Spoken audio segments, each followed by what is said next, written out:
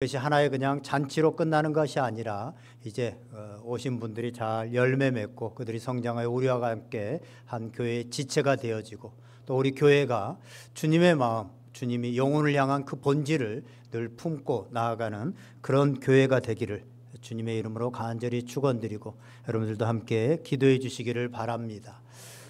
다음 주는 우리 추수감사절이자 우리 교회 창립 33주년 기념 예배로 드립니다.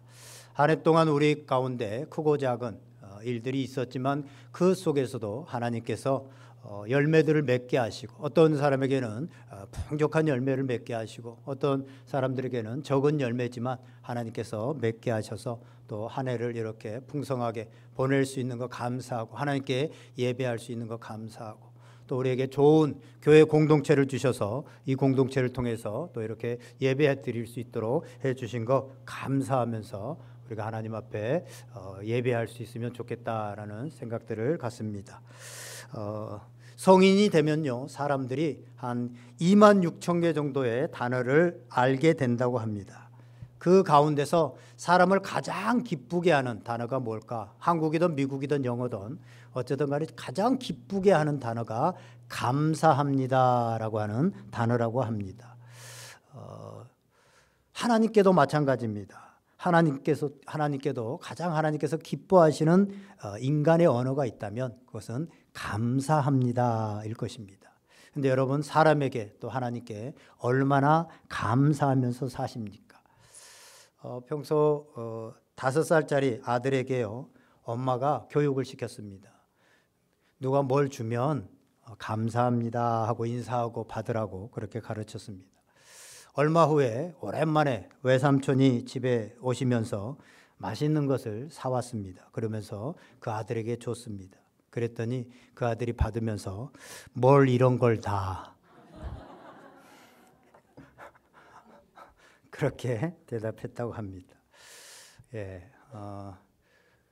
가르쳐도 우리가 그렇게 말을 하면 아이들은 그걸 따라합니다. 가르치는 것과 다르게. 여러분 오늘 설교 제목이 뭡니까? 압북감사. 이게 무슨 말이지? 라고 하는 분들이 꽤 많을 겁니다. 우리가 평소에 쓰는 그런 용어가 아니기 때문에 그렇습니다. 이 용어는 정광 목사님이 쓰신 평생감사라고 하는 책이 있습니다. 그 책에 보면 그 안에 내용 중에 이 압북감사라고 하는 단어를 씁니다. 우리가 뭐 어떤 일을 할 때 야 뒷북치지 마라. 뒷북치다라는 말을 하죠. 어떤 일이 다 끝났는데 이미 일이 다 지나고 난 다음에 쓸데없이 그에 대해서 관여하고 말이나 행동을 하는 거 이런 것을 뒷북치다라고 말을 하죠. 이 뒷북치는 사람은 별로 좋은 사람이 별로 없고 성공하는 사람이 별로 없습니다. 이 감사도 마찬가지입니다. 이 뒷북감사 모든 것들이 다 이루어지고 나에게 풍성하게 이루어지고 환경들이 다 되어지면 그건 누구나 감사할 수 있습니다. 믿는 사람이든 안 믿는 사람이든 누구나 뭐 다 나에게 좋은 것들이 다 왔는데 감사합니다 할 수 있죠. 그런데요 그래서 이 뒷북감사는 큰 능력이 없고 약하고 주실 것을 믿고 미리 감사하는 것 이것이 앞북감사인데 이 앞북감사가 하나님 기뻐하시고 능력이 있는 감사라고 하는 사실입니다. 데살로니가 5장 18절을 보면 항상 범사에 감사하라 이는 그리스도 예수 안에서 너희를 향하신 하나님의 뜻이니라 라고 말씀하시는데 거기에 범사에 감사하라 모든 일에 감사하라는 것은요 사실은 엄격하게 말하면 압북감사입니다. 사람이 모든 게 다 좋을 리는 없거든요. 항상 감사할 일만 생기는 것이 아닙니다. 그런데 범사에 매일 감사할 수 있는 것은 이 압북감사 되어질 것을 믿고 믿음으로 감사하는 사람이 이런 감사를 할 수 있다고 하는 사실입니다. 오늘 본문을 보면 다니엘이라고 하는 사람이 나옵니다. 다니엘은 참 불행한 시대를 살았습니다. 청소년 시기에 나라를 빼앗겨 버립니다. 그리고 그 빼앗긴 나라에 포로로 잡혀가게 되어집니다. 그 잡혀가서 이제 비극의 한복판에서 삶을 살아야 되는 그런 상황입니다. 우리나라 일제시대 때 이름을 빼앗겼습니다. 창씨개명이라고 해서 이름들을 바꿔버렸는데 다니엘이 그 나라에 가게 되어지니까 이름을 바꿔버리는 겁니다. 다니엘서 1장 6절에서 7절을 보면 이런 말씀을 합니다. 그들 가운데는 유다 자손 곧 다니엘과 하나냐와 미사엘과 아사랴가 있었더니 환관장이 그들의 이름을 고쳐 다니엘은 벨드사살이라 하고 하나냐는 사드락이라고 하고 미사엘은 메삭이라고 하고 아사랴는 아벳누고라 하였더라. 아멘. 다니엘의 이름, 다니엘의 원래 이름은요, 하나님이 나의 심판자이십니다. 하나님이 나의 모든 것을 보고 계시고 나를 판단하고 계십니다 라고 하는 뜻입니다. 그런데 그 이름을 바벨론식으로 벨드사살이라고 고쳤습니다. 이 벨드사살은 벨이여 나의 생명을 보호하소서, 벨이여 나의 생명을 보호하소서라고 하는 뜻입니다. 이 벨은 바벨론의 신 이름 중에 한 이름인데 그 바벨론의 신이여 나를 보호하소서라고 하는 이름으로 바꿔버린 겁니다. 어려서부터 하나님이 나의 주권자이시고 나의 하나님이시고 나의 심판자이심을 믿고 그 믿음으로 나아갔던 그 다니엘에게 이제 벨드사살, 벨이 내 생명을 주관하고 내 생명을 보호하소서라고 하는 이름으로 바꿔버렸을 뿐만 아니라 실제로 바벨론 왕에게 여러 가지 충성을 강요당하는 그런 시대 가운데 살았습니다. 다니엘이 느꼈던 그 자괴감이 얼마나 컸겠습니까? 특별히 청소년 시기는 생각이 많고 방황하는 시기인데 그때 이러한 일들이 일어났기 때문에 하나님께 원망하기 쉬운 그런 상황이었습니다. 사실 이런 비극은 이스라엘 백성들이 하나님만 섬겨야 되는데 하나님의 제사장 나라가 되어야 되는데 그 제사장 나라가 되지 못하고 자신들이 범죄함으로 인해서 하나님과 이방신들을 섬기고 이방인들과 섞여서 그들의 문화를 따라가는 것 때문에 하나님께서 그들을 벌하신 것인데 그들은 그것을 깨닫지 못하고 하나님만 원망합니다. 왜 우리 민족을 하나님은 도와주시지 않는 거야? 왜 우리를 선민이라고 하면서 이렇게 내버려 두시는 거야? 왜 우리 민족이 멸망의 길을 가도록 이렇게 하나님은 방치하시는 거야? 하나님 너무 무능하신 거 아닌가? 하나님 혹 안 계시는 건 아닌가? 라고 하면서 불평불만 하나님께 원망만을 합니다. 그런데 이러한 시대에 다니엘은 달랐다고 하는 사실입니다. 다니엘은 놀랍게도 그러지 않고 이 어려운 상황 속에서도 하나님을 신앙했고 하나님을 의지했습니다. 바울이 말하는 것처럼 어떤 형편에서든지 자족하기를, 지금 나라가 빼앗긴 그 상황 속에서도 자족하기를 배우고 하나님 신앙으로 이름이 바뀌었지만 나는 내 이름은 다니엘이야. 하나님이 나를 보고 계시고 심판하고 계신다 라고 하는 것을 믿고 살았던 사람입니다. 그래서 하나님께서는요 그를 칭찬하셔서 바벨론의 총리로 임명하시고 바벨론이 망하고 바벨론이 페르시아가 패권을 잡게 되어지는 그런 상황 속에서 왕조가 바뀌는 상황 속에서 다니엘은 계속해서 책임 총리로 임명을 받고 놀라운 일을 행하게 되어집니다. 오늘 본문을 보면 다리오 왕, 이 다리오 왕이 이제 페르시아의 왕이 되어졌는데 그 당시에 전 세계가 이 페르시아의 나라에 속해 있다라고 볼 수 있습니다. 당시에 그 고대 근동 지역을 다 차지하고 있었기 때문입니다. 지중해를 중심으로 해서.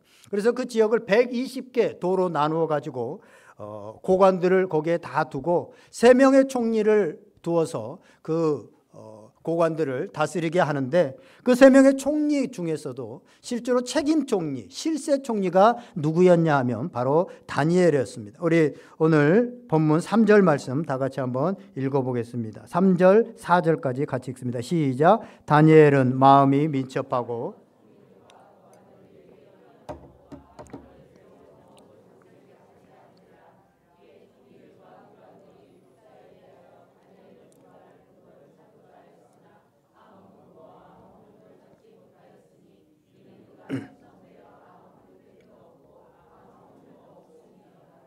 아멘. 다니엘이 포로민이었음에도 불구하고 포로의 신분이었음에도 불구하고 왕에게 절대적인 신임을 받아서 책임 총리가 되어지고 전국을 다스리게 되다 보니까 다른 총리들과 고관들, 그 나라의 원래 자신의 민족이었던 그런 총리들과 고관들이 시샘을 하게 되어집니다. 시기와 질투의 대상이 되어집니다. 그래서 다른 총리들과 고관들이 합작해가지고 어떻게 하면 이 다니엘의 허물을 찾아서 다니엘을 그 자리에서 끌어내릴까라고 라고 궁리를 합니다. 그런데 다니엘은 아무 허물을 찾아볼 수 없습니다. 그런데 한 가지, 그들의 율법, 즉 다니엘이 기도하고 있었던 그것에서 이것을 찾을 수 있겠다 생각을 하고 그들이 음모를 꾸며서 이런 조서를 만듭니다.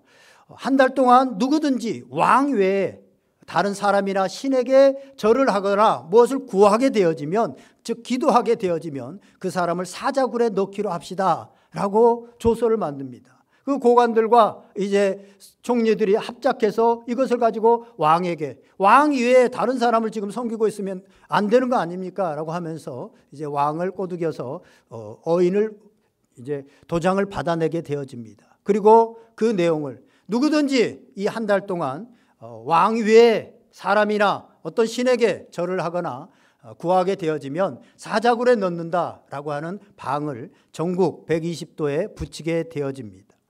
이제 꼼짝없이 다니엘은 죽게 되어지는, 기도하면 죽게 되어지는 그런 상황 가운데 놓여집니다. 그럼에도 불구하고 다니엘은 오늘 본문에 보면 집으로 돌아와서 예루살렘으로 향하는 창문을 열고 전에 하던 대로 하루에 3번씩 무릎을 꿇고 기도하며 그의 하나님께 감사했다라고 그렇게 말씀하고 있습니다. 우리 10절 말씀 다 같이 한번 다시 읽어보겠습니다. 시작. 다니엘이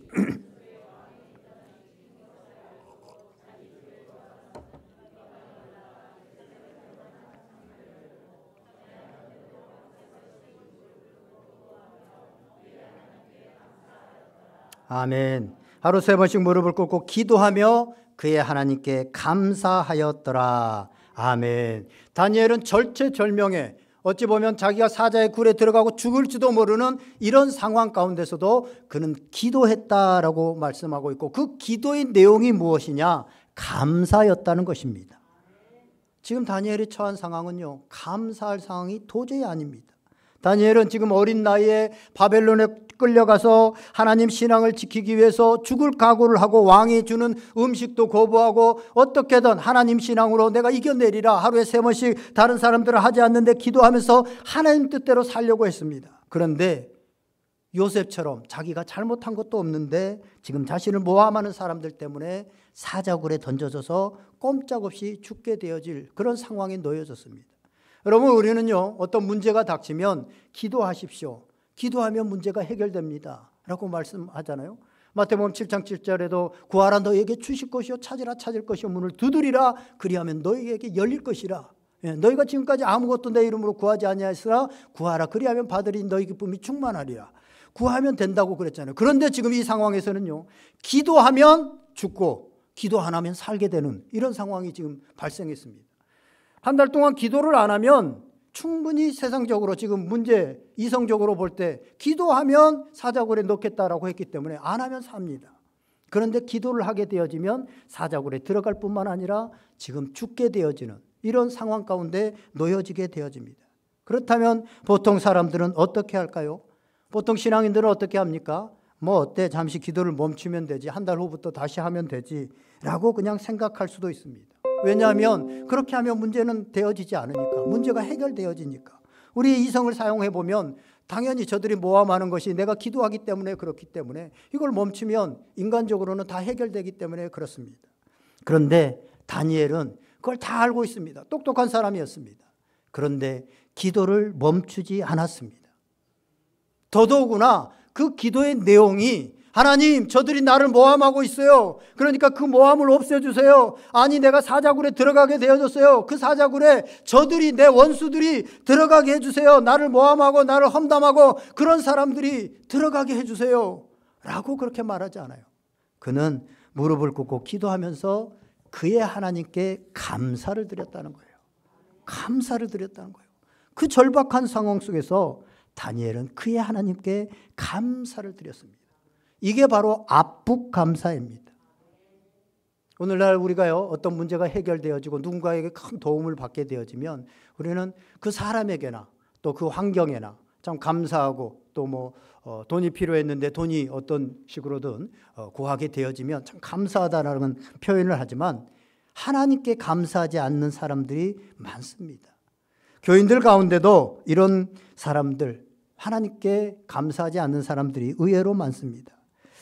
감사하지 않는 사람들과 감사하는 사람들, 어찌 보면 하나님을 믿는 사람과 믿지 않는 사람들의 차이를 분별해낼 수 있는 것이 아닌가 하는 생각을 하는데요. 오늘 다니엘은 그의 하나님께 감사했습니다. 이런 감사를 누가 할 수 있습니까? 바로 믿음의 사람들이 할 수 있습니다.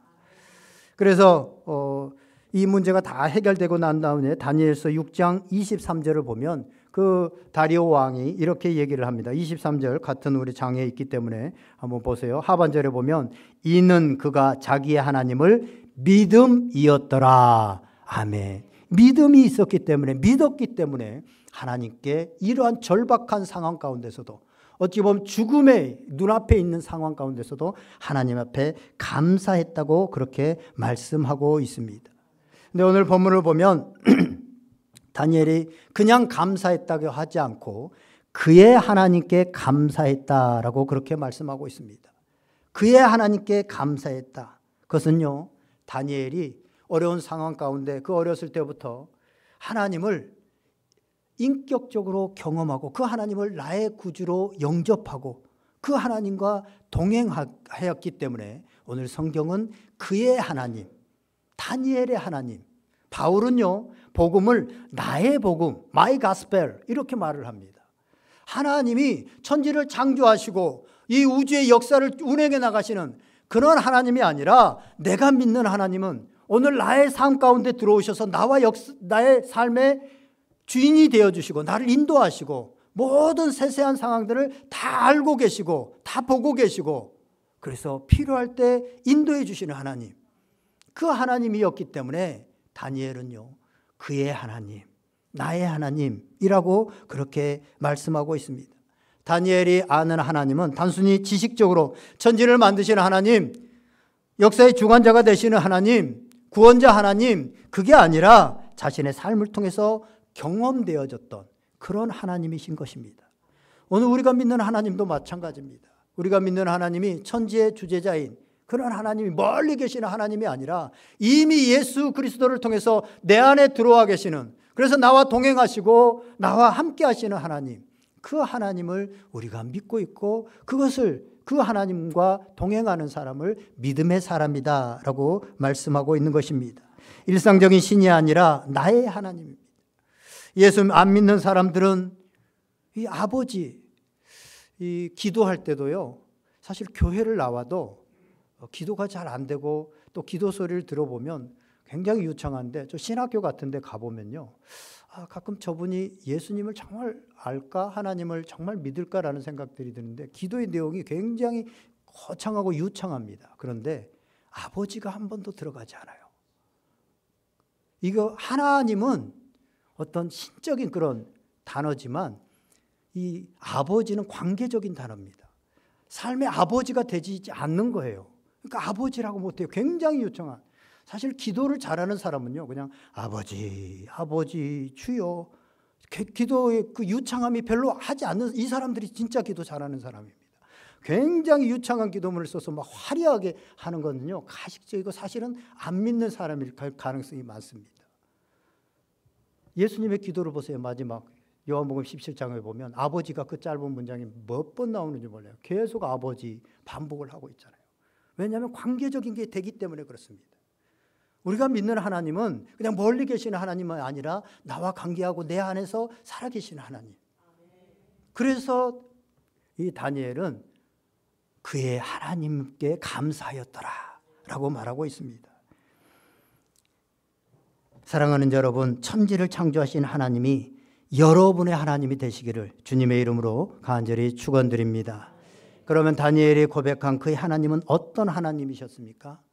자신을 포로의 신부님에도 불구하고 총리로 높여주신 하나님, 자신을 하나님의 사람으로 믿음이 잃지 않도록 그 이방 나라에서도 끝까지 믿음으로 승리하며 여기까지 살아가게 하신 하나님, 많은 그 나라의 점쟁이들과 술객들이 있었음에도 불구하고 왕의 물음에 아무것도 대답하지 못했는데 하나님께서 지혜를 주셔서 그 왕의 말의 대답을 잘하게 함으로 인해서 책임 총리까지 올라가게 하신 하나님, 다니엘이 경험했던 하나님, 그 하나님이 이런 하나님입니다. 자신이 그 총리의 자리로 어렸을 때부터 10대 후반부터 약관에서 나이에서부터 80이 넘도록 90이 넘도록 자신을 총리로 세워주신 80년 동안 어떤 비리에도 연루되지 않도록 자신을 지켜주신 하나님. 그러한 하나님께 감사하고 있습니다. 그래서 압북감사는요, 역사의 주관자이신 그 하나님이 내 하나님이 된 사람, 그리고 나의 삶을 인도했다고 하는 이것들을 기억하고 기념하는 사람, 이런 사람이 이 압북감사를 드릴 수 있습니다. 여전히 내 앞에 문제가 있고 아무런 것도 해결되지 않았지만 지금까지 나와 동행하신 하나님, 그 선한 하나님, 나를 이렇게 이 어려움에서 지켜주시고 인도하신 하나님께서 지금도 나를 지켜주시고 앞으로도 지켜주실 것이라고 하는 그런 믿음으로 하나님 앞에 감사할 수 있는 감사가 바로 압북감사라고 하는 사실입니다. 그래서 감사는요, 믿음의 씨앗에서 나온 열매와도 같습니다. 믿음의 씨앗이 있어 감사가 나옵니다. 한번 따라해 볼까요? 감사는 믿음이란 씨앗에서 나온 열매이다. 긴 문장인데 따라할 수 있네요. 집중 잘 하셔서 그런 것 같아요. 그렇기 때문에 우리 그리스도인들에게 중요한 것은요, 감사에서 감사를 말할 때 정말 중요한 것은 믿음입니다. 믿음이 감사를 낳게 하기 때문에 그렇습니다. 참 믿음이라고 하는 것은 반드시 구체적인 어떤 행동과 열매로 나타나게 됩니다. 야고보 사도가 말한 것처럼 믿음이 인도라고 하면 어떤 결과들이 보여지게 되어집니다. 내가 막 보여주려고 하지 않아도 그 사람의 말, 그 사람의 행동, 그 사람의 어떤 삶의 자세, 생각, 이런 것들을 통해서 그냥 믿음이 드러나게 되어 있습니다. 그런데 믿음이 드러나는 그 대표적인 것이 뭐냐면 감사입니다.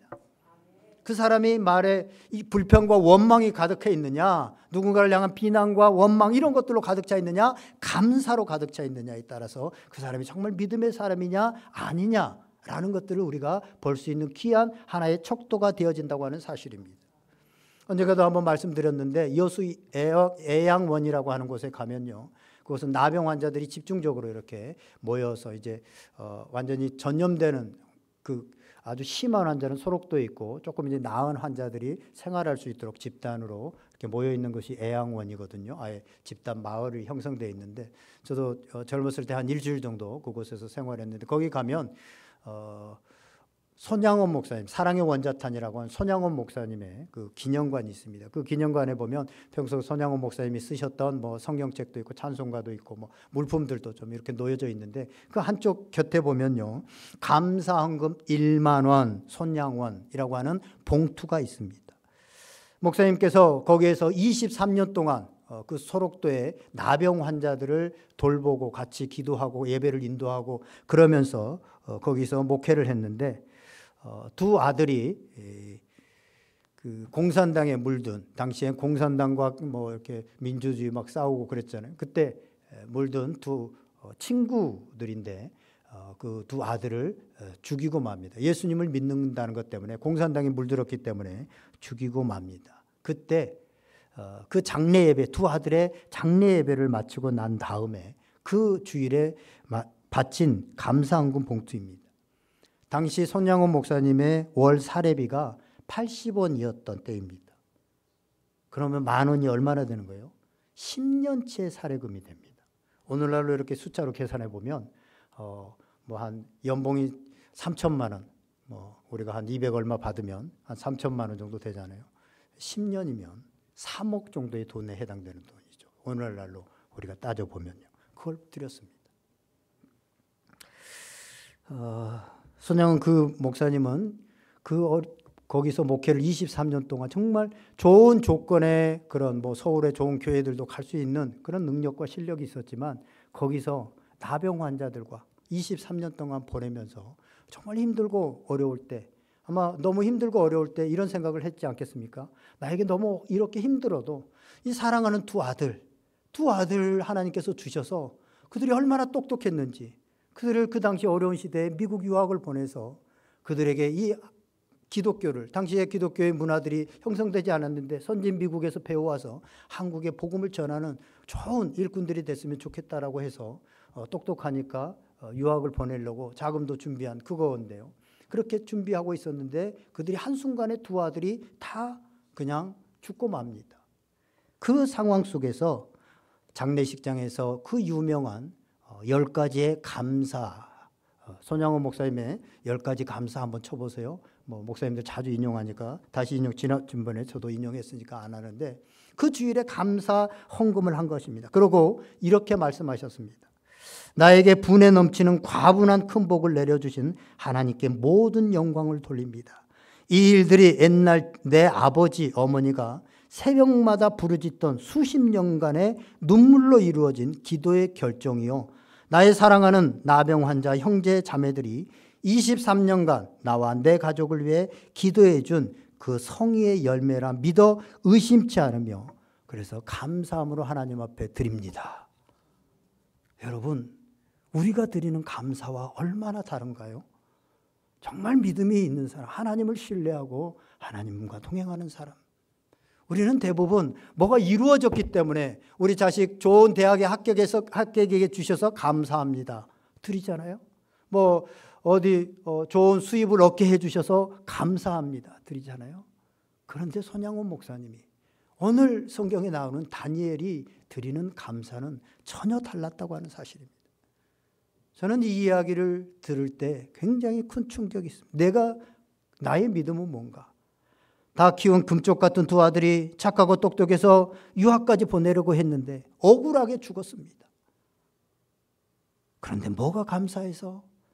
작은 돈이 아니라 어찌 보면 당시로 보면 인생을 바꿀 만한 그런 돈을 하나님 앞에 다 드리면서 감사하다고 그렇게 고백하고 있을까요? 참 대단한 믿음이 아닌가 생각이 듭니다. 반면에 누가복음 12장에 보면 어리석은 부자가 나옵니다. 이 어리석은 부자는 그 해 소출이 굉장히 많았습니다. 굉장히 소출이 많았는데 하나님께 감사할 생각을 전혀 하지 못하고 창고를 더 지어갖고 이걸 어떻게 하면 잘 보관할까 더 쌓아둘 생각만을 하게 되어집니다. 그때 하나님께서 그 사람에게 어리석은 부자다라고 그렇게 말하고 있습니다. 여러분, 누가 감사합니까? 상황이 감사하는 것이 아니라 믿음이 감사하게 만든다고 하는 사실입니다.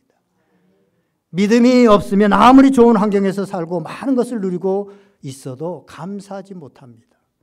저는 어렸을 때 제주도에서 핫도그 하나를 먹기 위해서 마치 그 동네에 이 진해 약초를 사는 그런 사람이 있었습니다. 그래서 핫도그를 먹으려면 산과 들로 가야 돼요. 진해를 잡아야 돼요. 한 개에 30원. 작은 거 30원, 큰 거 50원. 근데 나는 큰 거라고 생각했는데 꼭 그 약방 아저씨는 작은 거래. 지금 생각해 보면 자를 딱 줄자를 몇 센치 해가지고 이런 기준을 갖다 놔야 되는데 몇 센치까지 따졌을 건데 지금 그때는 뭐 그럴 생각이 없었어요. 그냥 그 아저씨는 무조건 갖고 오면 이건 작은 거니까 30원, 30원. 엄청 큰 건데요. 우겨도 관계없어요. 그랬습니다. 그래가지고 핫도그 하나 사 먹으면 너무 꿀맛이다. 약초를 이렇게 해가지고. 그래서 내가 약초 뭐 좀 압니다. 그거 캐다가 갖다 주면 좀 돈을 받을 수 있어요. 그래가지고 감사했는데 요즘 청소년들 보세요. 핫도그가 아니라 뭐 베스킨 라빈스 그 엄청난 그런 빵 엄청난 것들을 갖다 줘도 전혀 감사함이 없습니다. 감사함이 없어요. 오히려 부모님께 원망하고 불평하고 불만만 가득합니다.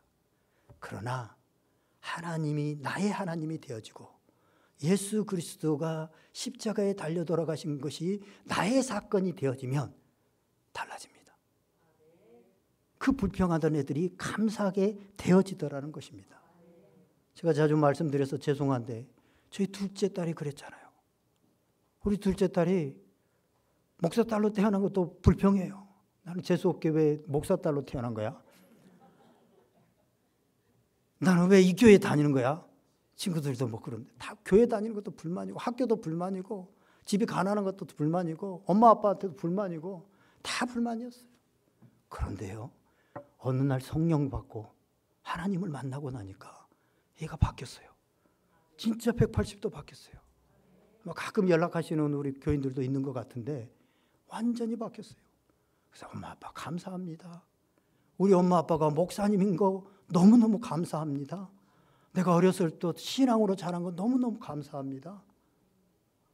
뭐 이래요? 자기가 정말 청소년 때 그 어려움들 방황을 했는데 그것마저도 감사하대요.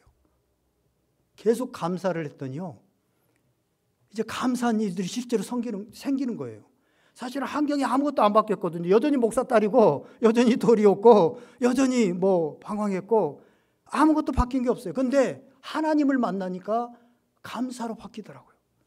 감사를 고백하게 되어지니까 좋은 일들이 막 계속해서 사람이 연결되어지고 계속 좋은 일들이 생겨요. 제가 이런 말을 하면 안 되는데 지지난주에는 새롭게 하셔서 CBS에서 연락이 왔대요. 좀 출연해 달라고. 그래서 제가 그 얘기를 듣고, 야, 너 너무 지금 그러면 안 돼. 일단 한 번은 거절해야 돼. 그래서 내가 뭐 결과도 없이 나가면 안 돼. 그래서 한번 거절했어요. 감사하니까 계속 막 좋은 일들이 계속해서 일어나더라는 거예요. 여러분, 감사가 능력입니다. 감사가 실력이에요. 수학 공식 몇 개 외워가지고 영어 단어 수십 개 외워가지고 인생 안 바뀌어요. 그런데 감사하면 인생이 바뀝니다. 그런데 그 진정한 감사는 누가 할 수 있느냐? 정말 하나님을 만난 사람. 정말 하나님을 만난 사람은 환경과 상관없이 감사하게 되어집니다. 근데 감사가 능력이기 때문에 감사하는 사람에게는 계속해서 감사할 일들이 일어나더라는 거예요. 오늘 본문으로 다시 돌아가 보면요, 이런 압축감사를 드렸던 다니엘, 그럼에도 불구하고 순간적으로는 왕의 명령을 어긴 것 때문에, 하나님께 기도한 것 때문에 사자굴에 던져지게 됩니다. 하지만 하나님께서는 그렇게 하나님께 기도하고 하나님을 신뢰한 그 다니엘을, 그 기도를 받으시고 사자굴에서 살리셨죠. 이 모든 과정을 지켜본 이방 왕이었던 이 페르시아의 다리오 왕이 온 나라에 조서를 내립니다. 그 내용이 다니엘서 6장 26절에서 27절입니다. 오늘 26장 같은 본문 안에 있기 때문에 우리 다 같이 한번 26절, 27절 읽어보겠습니다. 앞에 화면을 보고 읽으셔도 되고요. 시작. 내가 이제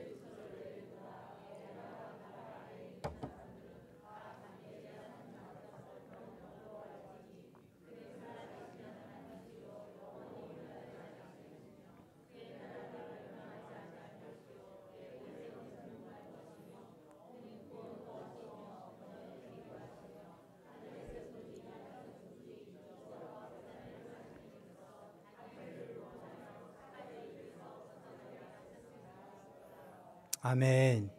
이처럼 다니엘이 감사할 것이 전혀 없는 상황에서 그가 자기의 하나님께 믿음으로 감사했더니 그것을 통해서 하나님이 영광을 받으시고 이방 나라 왕이, 다니엘이 믿는 하나님이 온 천하의 왕이고 온 천하의 신이시다, 구원의 하나님이시다, 온 천하의 사람들은 이 하나님을 신뢰해라 라고 그렇게 이방 왕이 고백하게 되어집니다. 하나님의 하나님 되심을 나타내게 되어집니다. 압축 감사했더니, 감사할 수 없는 상황에서 감사했더니 하나님이 영광을 받으시게 된 것입니다. 이것이 믿음을 가진 사람들의 감사입니다. 믿음의 사람들은 다니엘과 같이 감사할 것이 전혀 없는 상황에서 오히려 하나님을 원망해야 되는 그런 상황에서 먼저 믿음으로 감사할 때 문제가 해결될 뿐만 아니라 그것을 통해서 믿지 않는 사람들이 하나님의 살아계심을 나타나게 되어지고, 믿지 않는 사람들에게, 그리고 하나님의 영광을 드러내게 된다고 하는 사실입니다.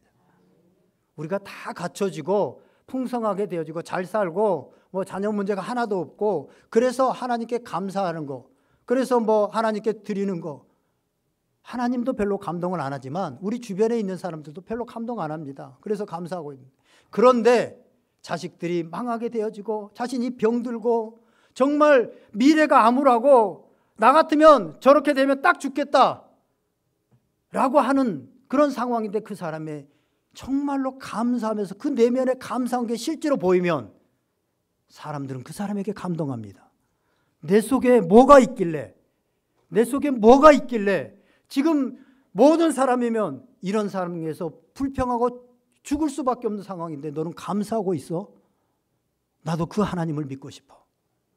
이렇게 되는 겁니다. 지금 다니엘은 그런 거예요. 도저히 감사할 수 없는 죽는 이런 상황에서 감사했더니 이방 왕이 오히려 그 하나님을 인정하게 되어지고 그 하나님이 참신이시다 라고 그렇게 고백하는 일이 일어나게 되는 겁니다. 하나님께 영광이 되는 겁니다. 그래서 우리가 압북감사가 하나님께 영광이 되어진다고 하는 사실입니다. 이제 말씀을 정리하려고 합니다. 오늘 본문을 보면 다니엘은 감사할 수 없는 상황, 그런 상황에서 조건이 하나도 없는 그런 상황 속에서도 앞당겨서 감사했습니다. 그랬더니 문제가 해결됐을 뿐만 아니라 하나님께서 영광을 받으셨습니다. 로마서 1장 21절에 보면 이런 말씀이 나옵니다. 하나님을 알되 하나님을 영화롭게도 아니하고 감사하지도 아니하고 오히려 그 생각이 허망하여지며 미련한 마음이 어두워졌나니. 아멘. 하나님을 아는데, 하나님께서 우리를 구원해 주셨던 거 아는데 감사의 삶이 안 되니까, 감사를 잃어버리니까 마음이 허망하여지고 마음이 허전하고 뭔가 기쁨이 없게 되어지고 삶이 우울하게 된다는 것입니다. 여러분, 우리가 지금 예전에 비해서 제가 아까도 예를 좀 들었지만 얼마나 잘 살게 되어졌습니까? 얼마나 많은 것들을 누리고 살아가고 있습니까? 그런데 감사를 잃어버리니까. 말세의 징조에 대해서 디모데서는 말하고 있잖아요. 감사를, 말세가 되면 사랑이 없어지고 감사치 아니한다. 감사를 잃어버리니까 사람들의 마음이 허탈합니다. 많은 것을 가지고 있고 차도 다 좋아졌어요. 집도 더 넓은 평수예요. 좋은 데서 살아요. 그런데 마음이 허망해요. 마음이 허탄해요. 그러니까 우울증에 걸리고 많은 사람들이 생명을 포기해요. 감사가 없기 때문에 그렇습니다. 하나님께서 우리에게 생명 주실 때는 요한복음 10장 10절의 말씀처럼 생명을 얻게 하고 더 풍성히 얻게 하려 함이라고 말씀하시는데, 우리가 생명을 얻었는데 더 풍성해지지를 않아요. 왜냐하면 하나님을 알 때 감사하지 않기 때문에 그렇습니다. 나를 구원해 주신 그 은혜가 너무나도 감격적으로 다가와야 되는데 어느 순간 냉랭해져 버렸고, 하나님께서 나에게 베풀어 주신 것들이 너무나도 많은데, 오늘 다니엘처럼 그래서 나의 하나님이 돼야 되는데 그렇지 않고 그냥 피상적으로 흐르고 있는 그런 하나님, 그러다 보니까 마음이 헛헛합니다. 행복이 없습니다. 여러분, 다음 주에 우리가 감사절로 드리게 되어집니다. 하나님께서는 우리에게 감사절을 만들어서 감사를 기억하라고 말합니다. 왜냐하면 우리가 생명을 얻었는데 풍성이 없고 살아가게 하기 위해서입니다. 그러기 위해서는 감사가 회복되어야 됩니다. 한 주 동안 혹여나 우리 속에 정말로 감사가 없다면, 지금 얼마나 우리가 감사할 조건들이 많습니까? 그런데도 어느 순간 냉랭하고 감사가 잃어버렸다면 한 주 동안 하나님 감사를 회복하게 하여 주시옵소서. 내가 감사하는 사람이 되게 하여 주시옵소서. 다니엘의 압북감사를 주시옵소서 라고 기도하시고 그 감사로 충만해서 다음 주에 우리가 감사함으로 하나님께 예배 드릴 수 있었으면 좋겠습니다. 그러면 여러분의 삶에 생명의 풍성함들이 다시 살아나게 되어지고 일이 해결될 뿐만 아니라 좋은 일이 계속해서 생겨질 뿐만 아니라 그것을 통해서 하나님께서 영광을 받으실 것입니다. 이런 감사가 여러분의 삶에 가득하게 되시기를 주님의 이름으로 간절히 축원드립니다. 우리 다 같이 한번 기도하겠습니다. 오늘 말씀 생각하면서 여러분의 마음속에 주신 그 마음들 붙들고 다 같이 한번 간절히 기도하겠습니다.